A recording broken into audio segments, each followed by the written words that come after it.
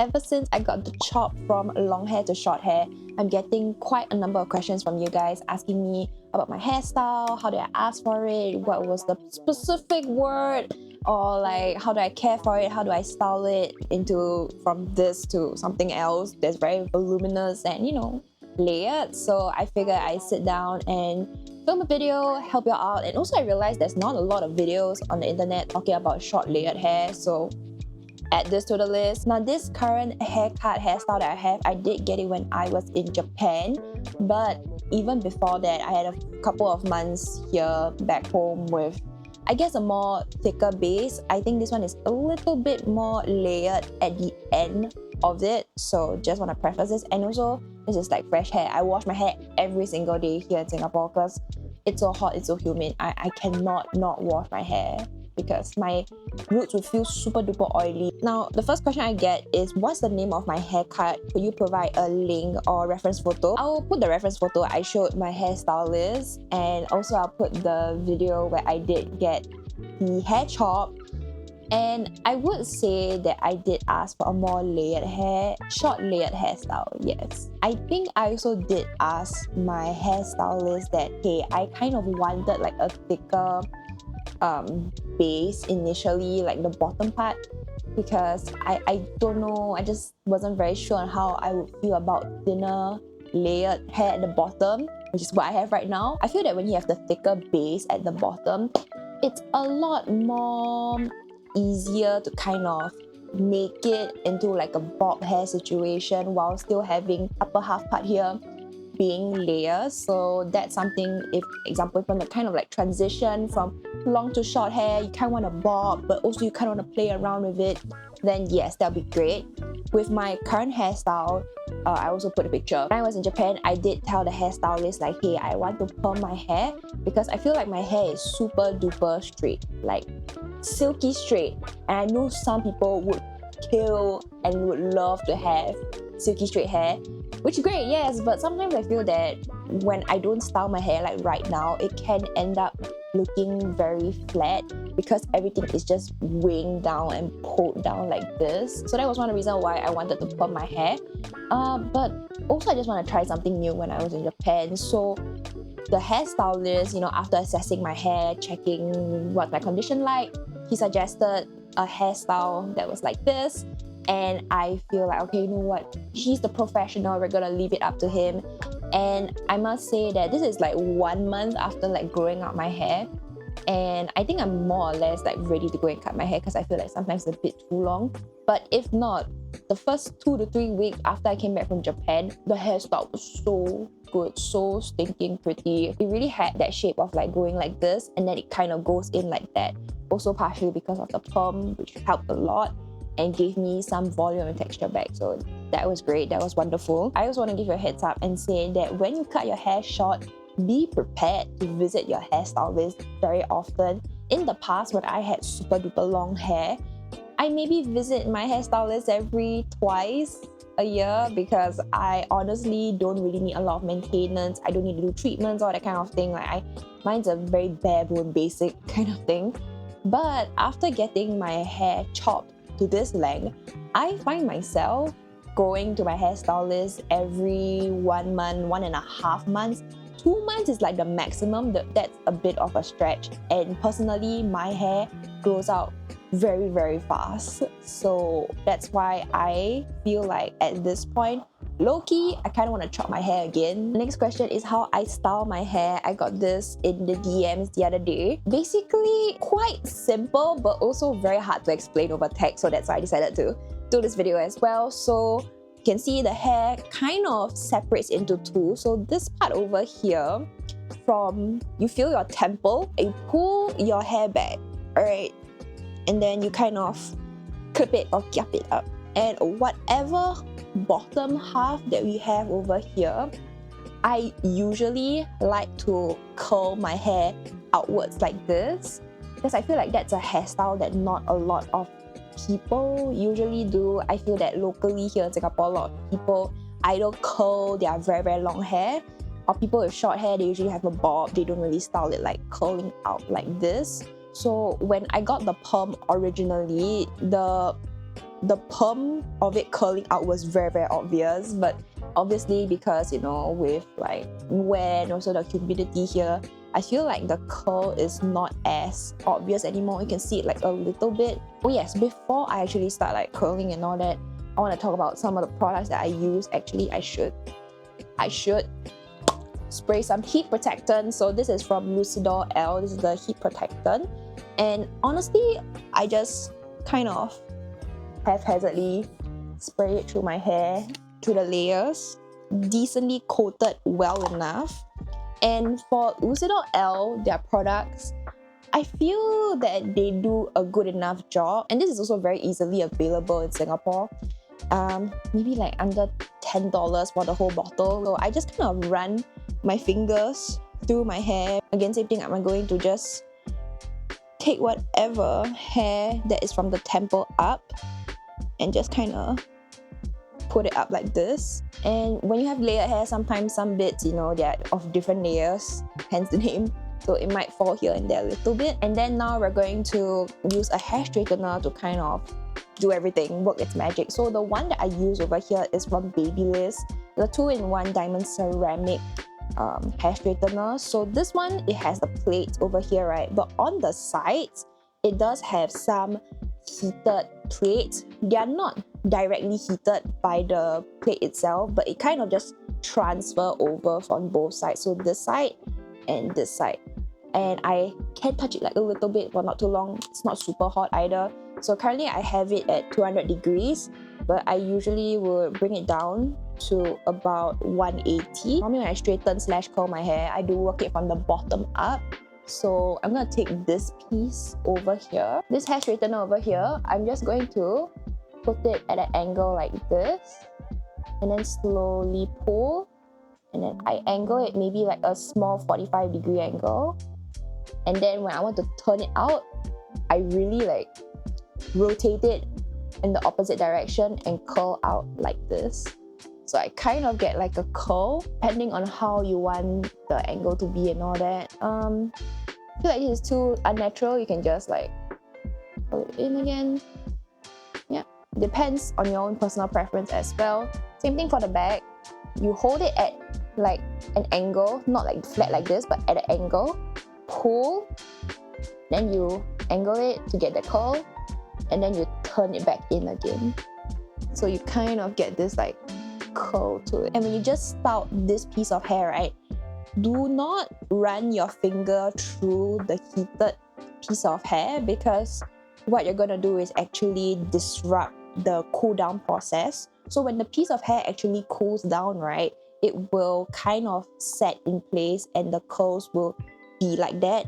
So imagine if you run your fingers through the curls, you're kind of loosening the curls, and throughout the day, normally the curls will naturally loosen. So at the start of the day, you want your curls to be as tight as possible, even if it looks a little bit unnatural, because throughout the day, it will naturally just become more loose. The part that I hate to do the most is actually this back portion here, because it's so hard to reach.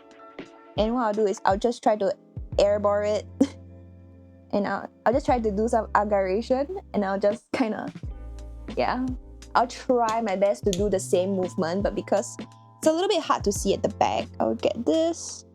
Obviously, try not to burn my own finger, and pull at an angle, and then when the ends of it, I'll just curl back in. I don't know if you guys could see it, by the way. And I know some people said, oh my god, that's like not natural. Like, girl, I don't think anything about my makeup or style is natural. Another tip is that if you feel like your hair is very flat, then what you're gonna do is you're gonna grab like this piece, right? Hold it at a 90-degree angle. Don't burn your ears. And what you're gonna do is you're gonna, oh my god, you're gonna pull like this at an angle, and then you curl. So at least there's like some volume to it when it kind of falls. If you have no time in the morning to do all this, then you just would want to work on like bigger sections and just don't worry about the nitty-gritty details. When you worry about the nitty-gritty details in the morning, it's like anxiety inducing, honestly speaking. Once you're happy with the curve of it, you can let down the temple upper half kind of thing, And you can see that there is a little bit more shape to it right now. Honestly, I would just leave it like this because you can totally leave it alone like this, and you can see there's like some shape to it already. It's much better. I know some people were asking me about how I give my hair like some volume as well, so I would just maybe let's do the upper half of the head here because I feel like it's always looking very flat for my straight Asian hair. So what you're gonna do is you're gonna gather maybe like this top portion over here, right? And you're gonna grab your hair straightener, you're gonna pinch it. Oh my god, I hope I can show you guys. Okay, like this. You're gonna pinch it, leave it alone down. 1, 2, pull in the opposite direction. And you're gonna be like, what? This is so weird, kind of thing. Trust the process. Same thing, we're gonna get the layer below the straightened part, the part that we just straightened, sorry. Grab it, again, pull in the opposite direction, okay? If it falls like that, never mind, it's okay, just leave it. I got looking like some emo skater boy. And we're gonna flip the hair back, alright? Gonna flip the hair. Can you see the volume now for this side compared to this side? And you have the layers kinda there already and it's still kind of curved. So yeah, this is normally how I would kind of style my hair. The more layers you straighten and pull in the opposite direction, the more voluminous and sometimes messy it can get, and depends on your own personal preference as well.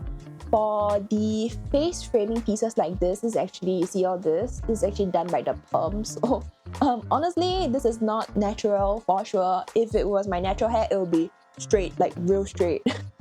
Okay, so yeah, I will leave it like this, honestly, if you're on a day where it's like, I don't really feel like I want to style my hair too much. For the back portion of your head over here, you can just grab a little bit. Same thing, just pinch, leave it, and then you pull forward. Alright, you pull forward. When you are trying to get used to the movement itself, I would recommend doing it on no heat. You just want to get to know the movement, but I also understand that if without the heat, you wouldn't know how the curl will actually look like. So maybe if you're working from home or you're not going anywhere for the day, then you could try and practice with some heat, or if not low heat. Try your best to not like go over a certain area too many times because that will kind of fry your hair as well. Normally for my face framing pieces like this, I will sometimes try and curl it inwards a little bit. You can get many different looks out of it as well. You can see now that I straightened this in a little bit, this side actually goes out, you know, it kind of gives that dimension. So yeah, and this side is looking I would say this is more like professional, like you're going to the office kind of thing. You want, you know, to have layers but not too much, I guess. So you can just do it like this. Holding it like this and just pulling it in the opposite direction is like probably the easiest hairstyling trick I've ever learned, and this is coming from a person who is like completely a noob at hairstyling. I can't even tie a braid properly, like a nice tight braid. I struggle with that. I only can do a ponytail. My bun is not really a bun, it's like a loose bun kind of thing. So yeah, you can see that this side has a lot of waviness to it. Now you style your hair and you want to ensure the beautiful layers of this hairstyle stays throughout the entire day.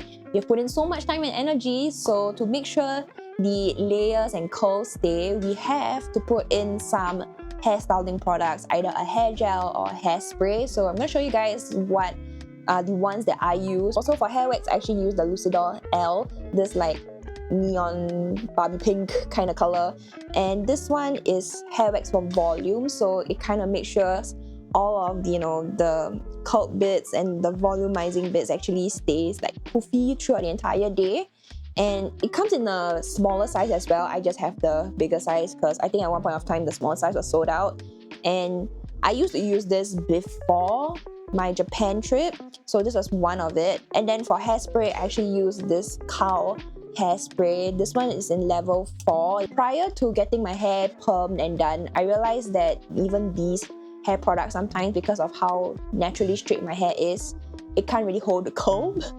But after getting my hair permed and, you know, shopping in Japan, I actually checked out this Me and Her Milky Gloss Gel. This is supposed to give your hair that wet texture to it. So I normally take like about a pea-sized amount like this. And this actually does help to make my hair look really silky and like a little bit, not super greasy wet, but just like a little bit of that shine. So what I'll do is I'll smother it all over my hand, right? And I'll run it through my hair and then through the curls itself. And then the ends, right, I just kind of put in a little bit more focus into it, and I just squiggle my hands, wiggle my hands together. And yeah, that's more or less it, honestly. Oh yeah, and for bangs, right, if you don't want to use a hairspray to spray it down, highly recommend getting a hair mascara. I've used the Honey one. This one's actually dried out already. I have like, there's not much product to it. Oh, there's a hair. Kind of gross. But like, this kind of hair mascara, just kind of like comb it through like this to make sure your bangs stay. And yeah, I find that having a hair mascara is actually a game changer because it really does help to hold down your bangs. I have a new one from Sazane lying somewhere, but I can't seem to find it. And yeah, so I'm just like, just showing for demonstration purpose. Essentially, it's more or less the same thing. The Honey one has that signature honey smell, if you know what I mean. This one has been around for quite a while. I'm actually going to throw this away soon. So yeah, this is how I would normally style my hair, and yeah, this is how it will look like. This last part, I don't really know what to call it, but basically it's talking about hair oils, hair essences, and hair lotions. Basically, if you have short hair like mine and you also have really straight hair, right, go for a hair essence or hair lotion. Don't go for a hair oil, because when I had long hair, I used to use this Miss Senson's Perfect serum, the styling one, and my hair loved it, obviously. Silky smooth, really nice length and all that, the shine, wonderful, and also very affordable. But once I had short hair like this, because of how straight my hair is, this actually weighs down my hair a lot. So whenever I try to like style it and whatnot have you, the curls won't even hold up because of the oils, which, you know, is supposed to be nourishing and protect my hair, which is great. I feel like this is not it for short hair, so really, you gotta look at your own situation. I highly recommend getting either a hair essence or a hair lotion. I feel like these, they are like the name suggests, they are more of a moisturizer. They are lighter in texture and weight as well compared to an oil. So it's quite of similar concept. If you know, like skincare, oils are really like, you know, thick. This one is a little bit more like light and not so heavy. So I feel that my hair absorbs this easier, and it still gives the ample amount of moisturization and care for it. So this one I use is from Kundao. This is the night lotion. So normally when I use this, how I use it is, after I wash my hair out of the shower, my hair is still wet, right? I'll just get maybe like a dollop on my little finger here, and then I'll just, you know, run it through my hair. If not, I like the Orbis Essence in Hair Milk. This one is really good as well. Also very popular right now in Japan, apparently. So I just blindly bought this because my hairstylist said like, oh, you should get a hair essence, because this one still provides the right amount of moisturization for my hair. I just want to give a little heads up for you for that. And that's more or less it. I hope you guys found this video helpful. If you guys have any more hair questions, please let me know down below. I would love to help you guys out. And yeah, I hope this tutorial-ish was also quite helpful as well, because I know a lot of people were asking me about my hair, and it's like, I don't know how to describe it in words for hair. Let me do a video. So yeah, please let me know if you have any more questions, and I will see you guys in my next video, which you can check out over here.